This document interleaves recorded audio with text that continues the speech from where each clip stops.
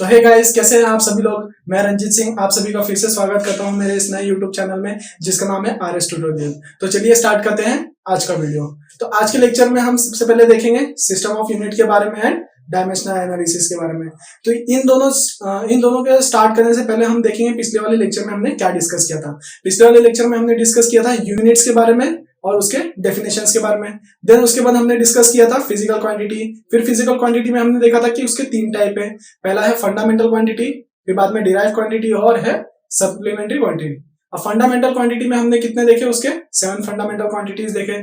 फिर जब हमने देखा तो उसके बाद हमें पता चला कि उसमें 2 और बेसिक्स फंडामेंटल क्वांटिटी और बेसिक्स क्वांटिटीज और यूनिट्स है, जिसको हमने स्टडी किया था किसमें, सप्लीमेंट्री क्वांटिटी में। तो चलिए स्टार्ट करते हैं आज के लेक्चर का टॉपिक। आज का हमारा लेक्चर है सिस्टम ऑफ यूनिट पे एंड डायमेंशनल एनालिसिस पे।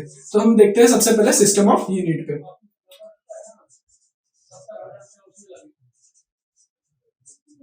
सिस्टम ऑफ यूनिट में हम इसके 3 सिस्टम्स देखेंगे जो कि हमारे हैं CGS, MKS और FPS। ये हमारे बेसिक फंडामेंटल क्वांटिटीज में आते हैं जो कि हमारे लेंथ है, मास है और टाइम है। तो चलिए देखते हैं हमारा CGS क्या है। सेंटीमीटर,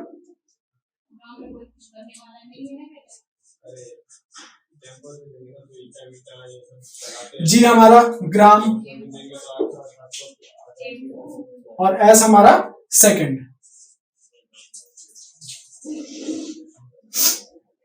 अब MKS देखेंगे। MKS क्या है हमारा, मीटर, K किलोग्राम और S है सेकंड। अब FPS देखेंगे। FPS क्या है हमारा, फुट, पाउंड, S सेकंड। ये हमारे 3 सिस्टम ऑफ यूनिट है। तो चलिए अब इसे समझते हैं कि ये आया कहां से है और ये क्या है। तो बहुत साल पहले जब लोग अलग अलग देशों में अलग अलग यूनिट के सिस्टम यूज किया करते थे, तो उस टाइम पे मतलब बताता हूं, ये CGS और ये MKS ये हमारे इंडिया में यूज हुआ करता था उस टाइम पे।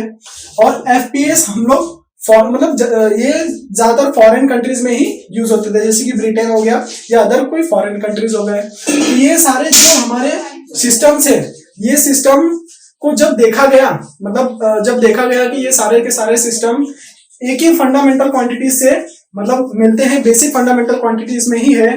तो इन लोगों ने क्या किया, 1960 में हमारा जो CGPM है, general conference on weight and measure, ये 11th हमारा जो है, इन लोग ने क्या किया, इन लोग ने इसको लागू किया कि हम ये जो हमारे ये जो सारे के सारे ये यूनिट्स है, हम इसको एक इंटरनेशनल नाम देते हैं। तो उन लोग ने SI नाम दिया, SI सिस्टम,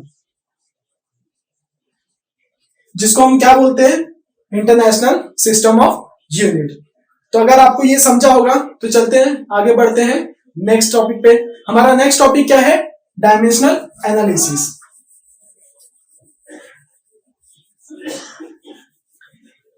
डायमेंशनल एनालिसिस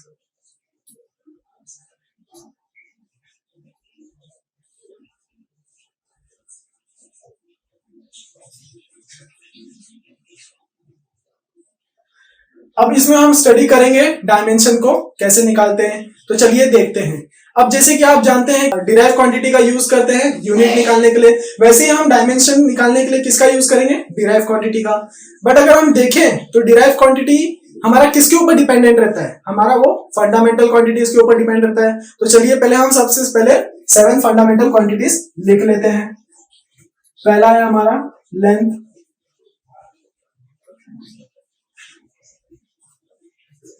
दूसरा है मास, तीसरा है टाइम और चौथा है टेम्परेचर।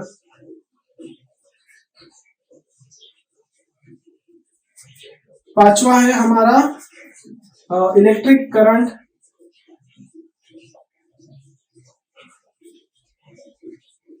छठा हमारा ल्यूमिनेस इंटेंसिटी,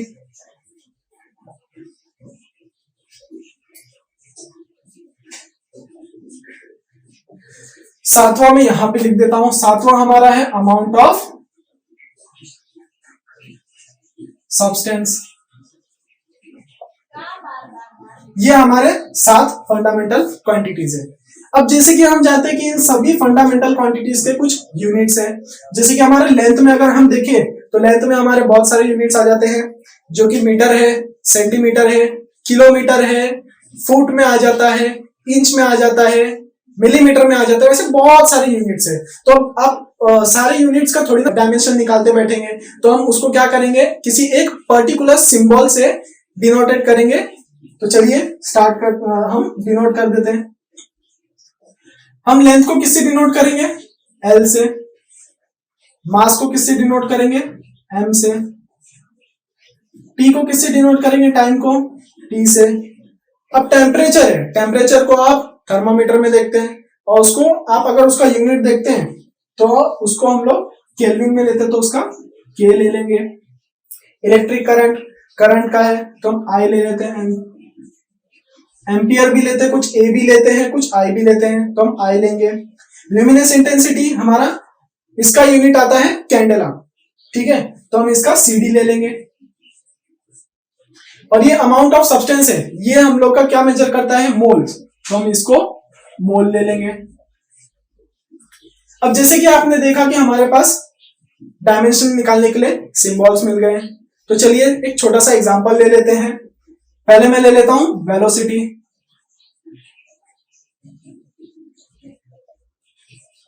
वेलोसिटी का फॉर्मूला क्या है, वेलोसिटी का फॉर्मूला है हमारा डिस्प्लेसमेंट अपॉन टाइम।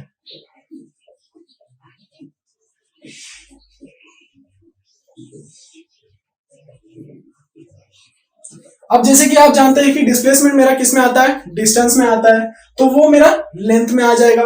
तो लेंथ का मेरा सिंबल क्या है, एल, तो चलो हम एल ले लेते हैं।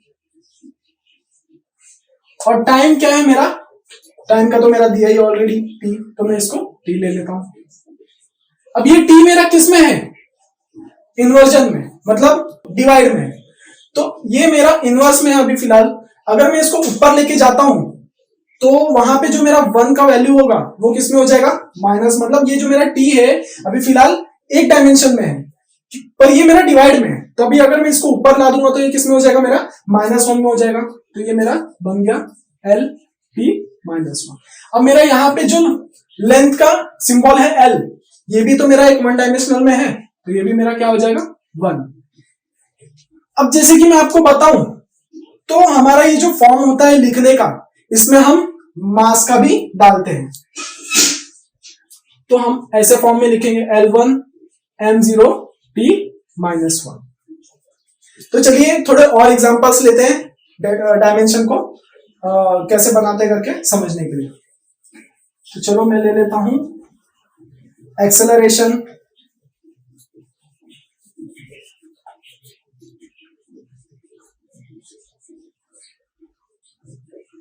एक्सेलरेशन का फॉर्मूला, एक्सेलरेशन का फॉर्मूला क्या है, वेलोसिटी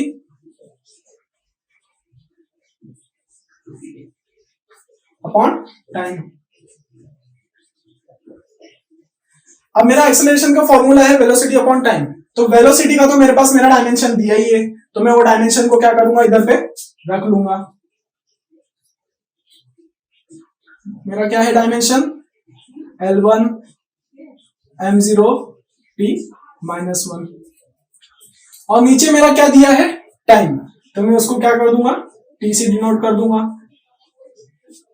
अब ये मेरा टाइम डिवाइड में है, तो ऊपर जाएगा तो किस में हो जाएगा, -1 में, तो मेरा -1 और -1 क्या हो जाएगा, -2 हो जाएगा। तो ये L1 हो गया, M0 हो गया और T -2 हो गया। ये मेरा बन गया एक्सेलरेशन का डायमेंशन। अब चलो एक और एग्जांपल ले लेता हूं फोर्स का। फोर्स का क्या है, मास इनटू एक्सेलरेशन। अब यहाँ पे मेरे को एक्सेलरेशन का देखना, तो एक्सेलरेशन का भी मेरे पास डायमेंशन है, तो मैं यहाँ पे पुट कर देता हूं। और m क्या है, मेरा मास, तो मास का मेरा क्या बन जाता है, m बन जाता है। तो यहाँ पे मैं ले लेता हूं m,